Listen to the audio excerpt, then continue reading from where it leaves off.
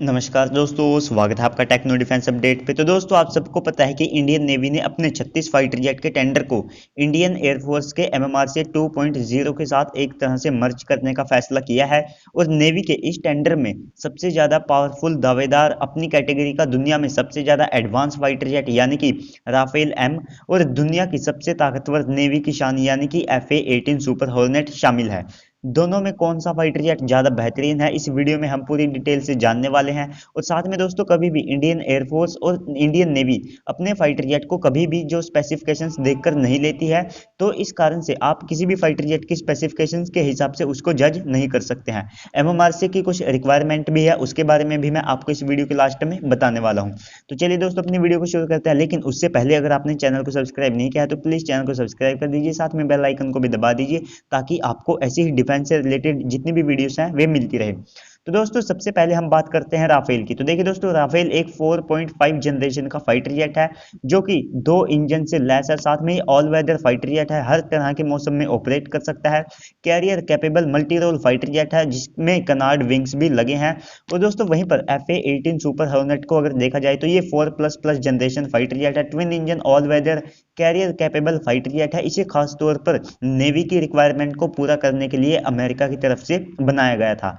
और दोस्तों, राफेल इसमें 2 इंजन लगे हैं जिसमें स्नैकमा का M88 इंजन लगा है जिसकी थ्रस्ट 50 किलो न्यूटन है। और आफ्टर बर्नर के साथ ये इंजन 75 किलो न्यूटन की जो थ्रस्ट है उसे जनरेट करता है। और कंबाइन थ्रस्ट 150 किलो न्यूटन होती है जो स्नैकमा का M88 इंजन है। तो वहीं पर अगर देखा जाए F-18 सुपर हॉर्नेट में, तो वहीं पर हम बात करें FA-18 सुपर हॉर्नेट की, तो दोस्तों ये भी ट्विन इंजन फाइटर जेट है। इसमें जनरल इलेक्ट्रिक्स के F414 इंजन लगे हैं जिनकी ड्राई थ्रस्ट 58 किलो न्यूटन है। और साथ में आफ्टर बर्नर के साथ ये इंजन 98 किलो न्यूटन की जो थ्रस्ट है उसे जनरेट करते हैं। और कंबाइंड थ्रस्ट 196 किलो न्यूटन है, यानी कि दोस्तों ये जो राफेल है उससे लगभग 50 किलो न्यूटन जो थ्रस्ट है वो ज़्यादा जनरेट करते हैं। और आफ्टर बर्नर के साथ स्नैकमा M8875 और ये जनरल इलेक्ट्रिक्स के इंजन 98 किलो न्यूटन की जो थ्रस्ट है उसे जनरेट करते हैं। तो दोस्तों, राफेल का एम्प्टी वेट 10,300 किलोग्राम है और maximum take off weight 24,500 kilogram है। और ये अपने साथ 4,700 किलोग्राम का जो फ्यूल है उसे कैरी कर सकता है। और ये थोड़ा सा इसके अलग अलग वेरिएंट के ऊपर भी डिपेंड करता है।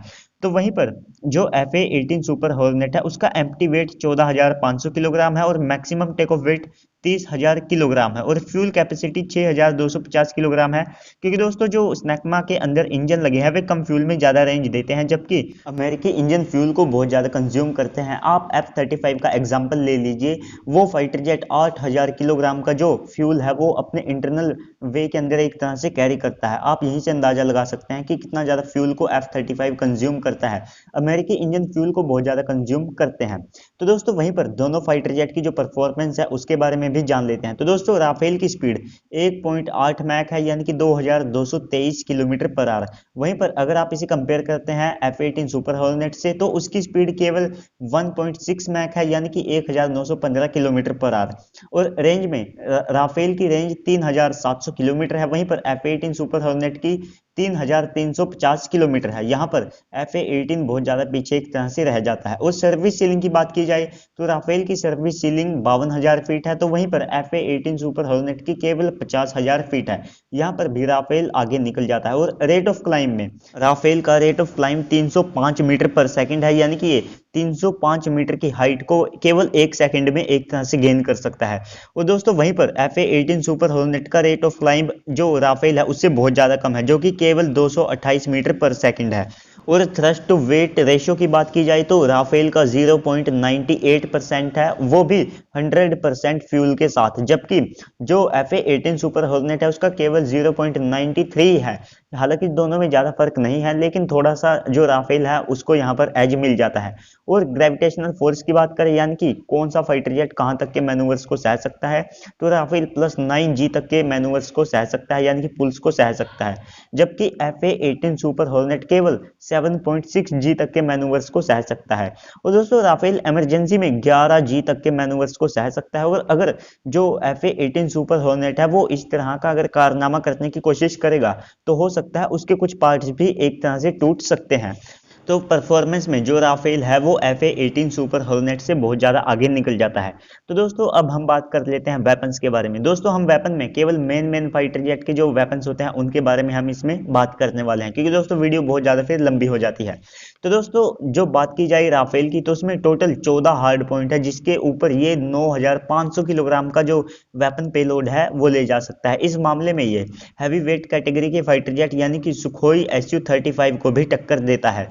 और दोस्तों वहीं पर FA-18 सुपर हॉर्नेट में 11 हार्ड पॉइंट है, जिनके ऊपर वो 8000 किलोग्राम का वेपन पेलोड ले जा सकता है। यहाँ पर भी राफेल आगे निकल जाता है। और राफेल में एयर टू एयर मिशन के लिए यानी कि किसी भी फाइटर जेट को मार गिराने के लिए मैजिक 2, माइका और साथ में दुनिया की वर्ल्ड क्लास MBDA ग्रुप की बेहतरीन मिसाइल मीटियोर मिसाइल लगी है, जिसकी नो एस्केप जोन 60 किलोमीटर है। जबकि वहीं पर FA-18 सुपर हॉर्नेट में M120 AMRAAM और साथ में M9 साइडविंडर लगी है और AGM-88 हार्म मिसाइल भी लगी है। तो वहीं पर राफेल में अपाचे, स्कैल्प, हैमर और मार्क 82 जैसी मिसाइल्स भी लगी है एयर टू ग्राउंड मिशंस के लिए। और दोस्तों जो राफेल है वो ASMPA मिसाइल को भी कैरी कर सकता है, जो कि न्यूक्लियर मिसाइल है। तो दोस्तों वहीं पर जो राफेल है उसमें RBE-2 ASR रडार लगा है और दोस्तों इसमें बहुत ज़्यादा मॉड्यूलर्स एक तरह से लगे हैं। जबकि वहीं पर जो FA-18 सुपर हॉर्नेट है उसमें APG-73 रडार लगा है, जो कि अपग्रेड किया गया है APG-65 रडार से। और दोस्तों जो राफेल है उसमें थेल्स का स्पेक्ट्रा इलेक्ट्रॉनिक वारफेयर सूट भी लगा है, जो कि दुनिया में सबसे ज़्यादा एडवांस माना जाता है। तो दोस्तों अब हम दोनों फाइटर जेट के जो डॉग फाइट के कॉन्सेप्ट है उसके बारे में भी जान लेते हैं। तो दोस्तों सबसे पहले कॉकपिट के बारे में हम थोड़ा सा जान लेते हैं, क्योंकि कोई भी पायलट वहीं पर बैठकर एक तरह से डॉग फाइट को लड़ता है। तो यहाँ पर जितनी ज़्यादा फैसिलिटी पायलट के पास अवेलेबल रहेगी, तो वो अपने फाइटर जेट को ना उड़ाने में ध्यान लगाकर वो अपना ध्यान सामने वाले फाइटर जेट को मार गिराने में लगा सकता है। तो दोस्तों FA-18 सुपर हॉर्नेट में टच सेंसिटिव कंट्रोल डिस्प्ले लगी है और मल्टी मिशन लिक्विड जो क्रिस्टल कलर डिस्प्ले है उसका भी इसमें इस्तेमाल किया गया है, जो कि FA-18 सुपर हॉर्नेट की हर हरकत को एक तरह से उसकी जितनी भी परफॉर्मेंस है उसको पायलट को डिस्प्ले के सामने दिखाती है। तो दोस्तों वहीं पर जो राफेल है, बात की जाए उसके कॉकपिट की, तो इसमें डेटा फ्यूजन ग्लास कॉकपिट के हिसाब से इसे डिजाइन किया गया है और सिंपल कंट्रोल सिस्टम और कमांड सिस्टम का इसमें इस्तेमाल किया गया है। और इसमें स्पेशल फीचर क्या है, तो देखिए दोस्तों हैंड्स ऑन जो थ्रोटल एंड डिस्क है यानी कि कॉन्फ़िगरेशन डायरेक्ट वॉइस इनपुट, उसका इसमें इस्तेमाल किया गया है और होलोग्राफी हेड अप डिस्प्ले का भी इसमें इस्तेमाल किया गया है।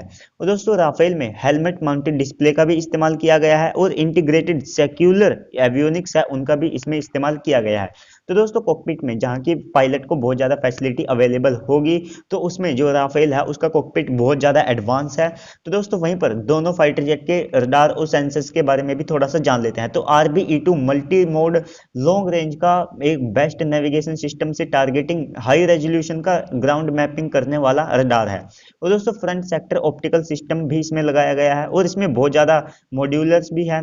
और दोस्तों वहीं पर बात की जाए APG-73 की, तो जैसा कि मैंने आपको पहले ही बताया कि ये APG-65 रडार से एक तरह से अपग्रेड किया है। इसमें अपग्रेड उन्होंने क्या किया है, इसकी जो मेमोरी है और साथ में इसकी जो प्रोसेसिंग सिस्टम है उसको उन्होंने अपग्रेड किया है और थोड़े से मॉड्यूलर्स को भी बढ़ाया है, ताकि ये अपने टारगेट का एकदम क्लियर व्यू ले सके। और दोस्तों इसमें एयर टू एयर और साथ में एयर टू ग्राउंड ट्रैकिंग के लिए इसमें ज़्यादा मॉड्यूलर्स को बढ़ाया गया है और साथ में air to pressure search mode और एयर टू ग्राउंड के लिए इसमें जो रेजुलेशन सिस्टम है उसको भी ऐड किया गया है और लॉन्ग रेंज करने के लिए यानी कि लॉन्ग रेंज का रडार बन सके उसमें के लिए भी इसमें अपग्रेड किया गया है।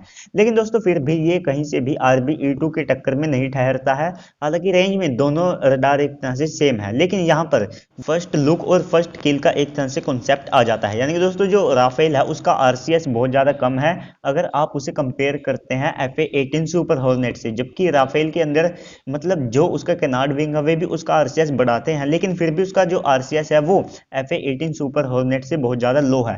तो दोस्तों राफेल FA-18 सुपर हॉर्नेट को बहुत दूर से ट्रैक कर सकता है और जो फर्स्ट लुक और फर्स्ट फायर करेगा वही एक तरह से डॉग फाइट में आज की तारीख में जीतता है।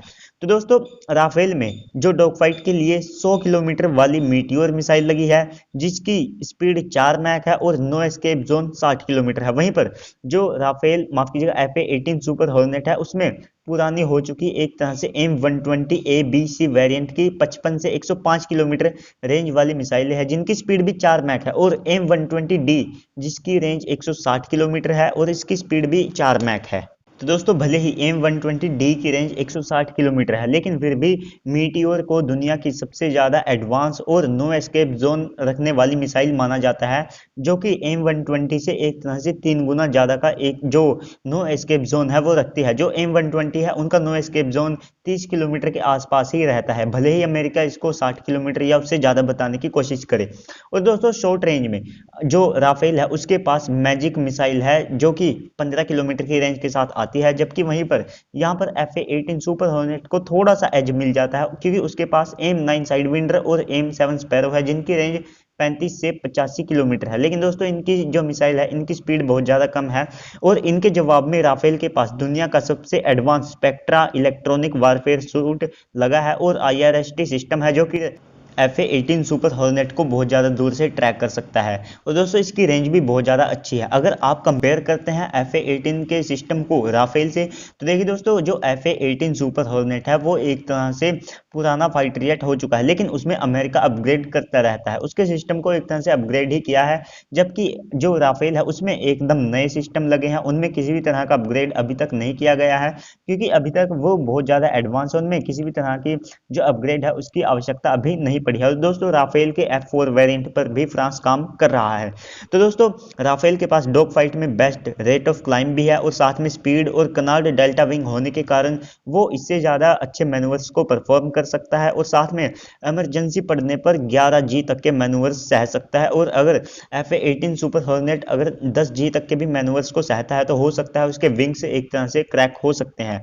तो दोस्तों देखा जाए इंडियन नेवी के लिए जो राफेल फाइटर जेट है वो ज़्यादा बेस्ट रहेगा, लेकिन दोस्तों कभी भी कोई इंसान या कोई मशीन बिना कमी के नहीं होती है। तो राफेल में भी एक कमी है, जो राफेल M वेरिएंट है उसके जो विंग्स है वे फोल्डेबल नहीं है, यानी कि उसे हम अपने एयरक्राफ्ट कैरियर पर थोड़ी कम संख्या में रख पाएंगे, जबकि FA-18 सुपर हॉर्नेट को ज्यादा की संख्या में। और दोनों फाइटर जेट में कौन सा फाइटर जेट चुना जाएगा, इसमें जो इंडियन एयरफोर्स की MMRC डील है उसकी भी बहुत ज्यादा अहम भूमिका रहने वाली है, क्योंकि इंडियन एयरफोर्स का फेवरेट फाइटर जेट राफेल है। तो इस कारण से इस डील में केवल एक ही फाइटर जेट चुना जाएगा, अलग अलग फाइटर जेट नहीं चुने जाएंगे। तो राफेल वैसे भी बहुत ज्यादा अच्छा फाइटर जेट है, और साथ में इसके चांसेस भी बहुत ज्यादा है, और MMRC की हर रिक्वायरमेंट को ये पूरा करता है। आप बताइए मुझे कमेंट सेक्शन में जाकर कि MMRC डील की क्या क्या रिक्वायरमेंट है। अगर आपको नहीं पता है तो मैं आपको कल वाली वीडियो में बता दूंगा, या कम्युनिटी टैब में उसको पोस्ट कर दूंगा।